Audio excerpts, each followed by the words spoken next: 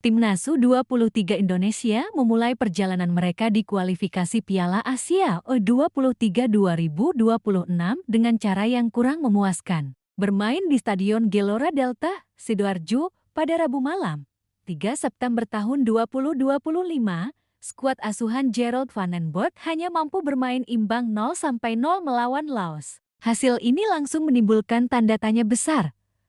Mengapa lini depan Timnas U23 kembali tumpul, padahal mereka tampil dominan sepanjang laga? Pertanyaan ini bukan sekadar soal hasil pertandingan, tetapi tentang pola berulang yang sudah terlihat sejak beberapa turnamen sebelumnya. Publik sepak bola Indonesia seakan-akan disuguhi drama yang sama.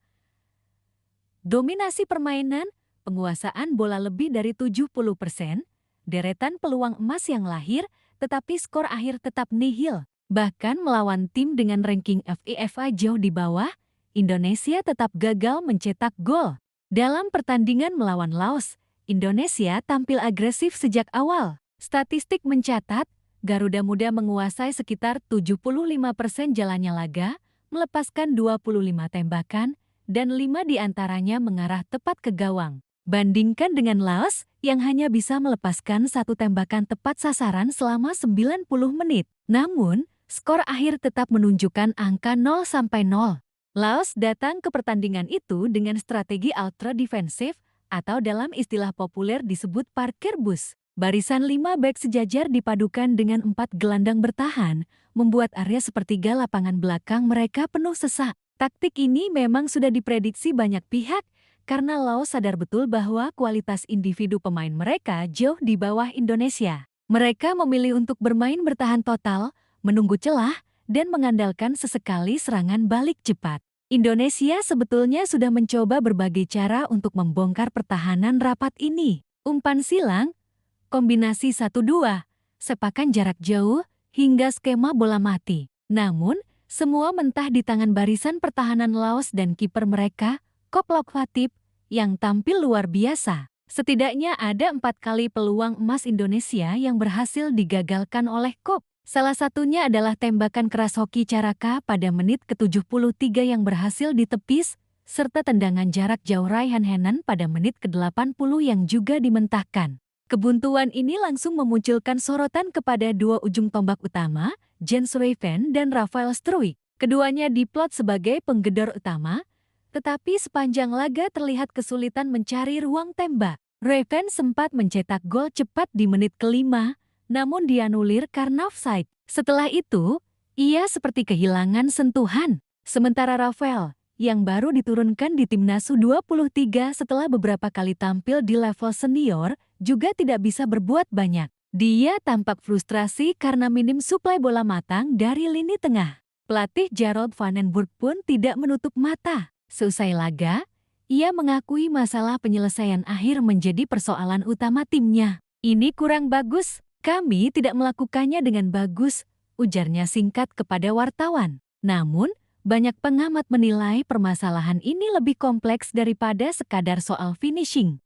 Masalah tumpulnya lini depan Timnas U23 sebetulnya sudah terlihat sejak turnamen Piala AFF 23 2025 di Jakarta, Juli lalu. Kala itu, dalam 6 pertandingan, Indonesia hanya mampu mencetak gol dari situasi bola mati atau kesalahan lawan. Saat melawan Filipina, satu-satunya gol lahir dari lemparan ke dalam yang berujung gol bunuh diri. Saat menghadapi Thailand, gol Jens Ruijten tercipta dari skema sepak pojok. Tidak ada satupun gol yang lahir dari open play murni. Kondisi ini membuat banyak pihak gelisah. Rizal Pahlevi, pengamat sepak bola nasional, menyebut hasil imbang melawan Laos serasa kalah. Menurutnya, tim asuhan Gerald belum menunjukkan perkembangan signifikan dibandingkan ketika tampil di Piala AFF U23. Kita terlalu bergantung pada bola mati. Tidak bisa terus-menerus mengandalkan itu. Pada akhirnya, kita harus bisa mencetak gol dari open play, tegasnya. Kegagalan mencetak gol dari permainan terbuka menunjukkan ada masalah pada kreativitas lini tengah. Arhan Fikri, yang selama ini diharapkan menjadi playmaker kreatif, gagal memberikan umpan kunci yang efektif. Kombinasi dengan Muhammad Raihan Henan dan Taoni Firmansyah beberapa kali menciptakan peluang, tetapi kualitas final pace belum cukup tajam untuk menembus benteng pertahanan lawan. Bahkan Simon Tahamata, legenda sepak bola Indonesia yang kini tinggal di Belanda, ikut menyoroti. Dalam komentarnya usai menonton 30 menit laga Indonesia kontra Laos, Simon menyebut Garuda Muda tidak punya pemain yang bisa mengendalikan permainan. Kita tidak punya pemain yang bisa mendominasi. Ketika menghadapi tim yang bertahan total, kita kesulitan mencari solusi, ujarnya. Pernyataan ini menegaskan bahwa masalah timnas bukan sekadar finishing, tetapi juga absennya sosok pengatur tempo yang bisa memecah kebuntuan. Selain faktor teknis, ada pula aspek mental yang memengaruhi. Para pemain terlihat frustrasi ketika peluang demi peluang gagal membuahkan gol. Situasi ini membuat emosi mereka tidak terkendali. Insai dan adu mulut antara Kadek Arel dan bek Laos di menit 90+3 menjadi contoh kecil bahwa mentalitas pemain belum cukup kuat menghadapi tekanan. Gerald Van den Burg sendiri menyebut persoalan mental sebagai salah satu pekerjaan rumah besar. Bukan hanya soal menyelesaikan peluang dan mencetak gol, tetapi hari ini kami tak siap mengalahkan tim ini. Itu harus datang dari diri sendiri, ujarnya. Artinya, selain memperbaiki skema taktik, ia juga harus membenahi psikologi pemain agar tidak mudah goyah saat menghadapi lawan yang bermain defensif.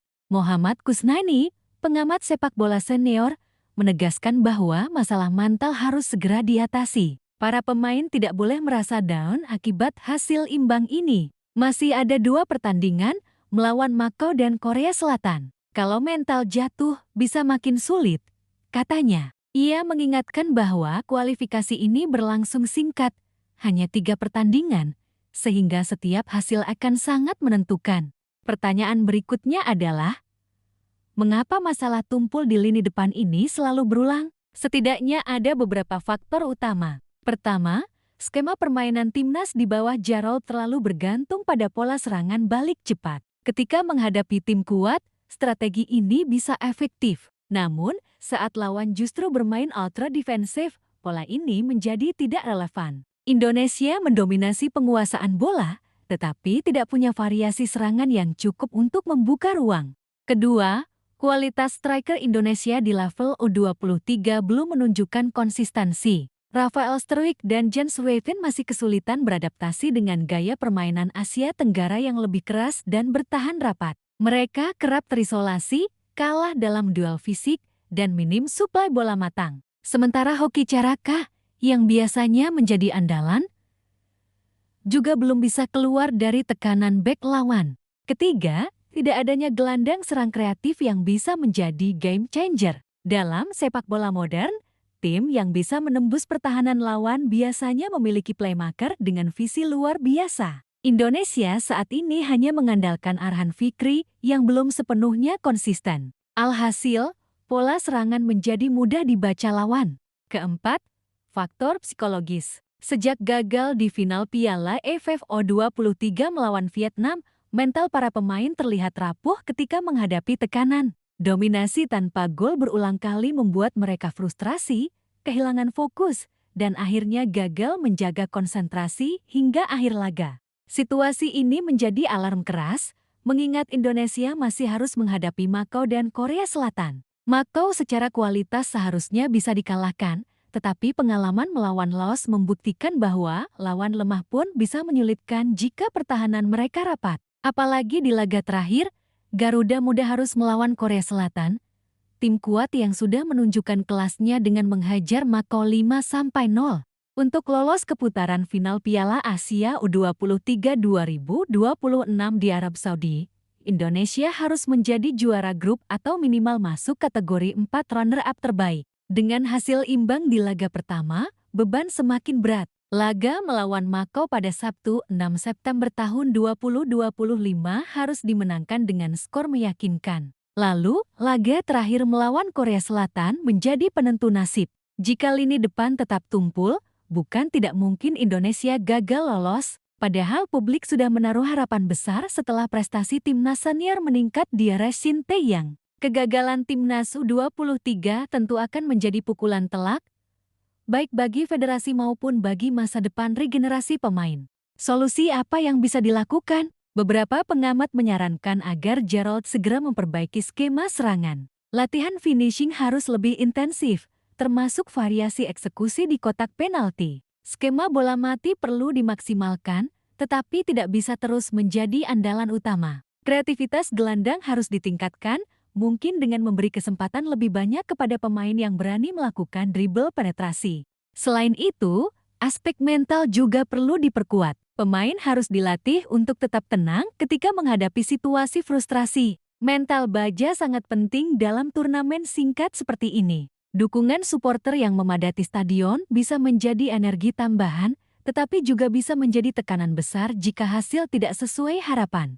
Pada akhirnya, kebuntuan di lini depan bukanlah hal baru bagi timnas Indonesia. Namun, yang membedakan tim sukses dan gagal adalah kemampuan mereka memecahkan masalah ini dalam waktu cepat. Gerald Van den Burg dan anak asuhnya punya waktu sangat terbatas, hanya beberapa hari sebelum menghadapi Makau dan Korea Selatan. Publik kini menunggu jawaban di lapangan. Apakah Garuda Muda bisa bangkit, menemukan ketajaman yang hilang, dan membuktikan diri pantas lolos ke Piala Asia U23? Atau justru kembali terjebak dalam pola lama? Dominasi tanpa gol, frustrasi di depan gawang, dan akhirnya gagal memenuhi ekspektasi bangsa. Satu hal yang pasti, kegagalan mencetak gol bukan sekadar statistik. Ia adalah cermin dari masalah struktural dalam sepak bola kita. Dari kualitas striker, kreativitas gelandang, hingga mental bertanding. Dan selama masalah ini tidak diselesaikan, kebuntuan di lini depan akan terus menghantui perjalanan timnas, dari level junior hingga senior.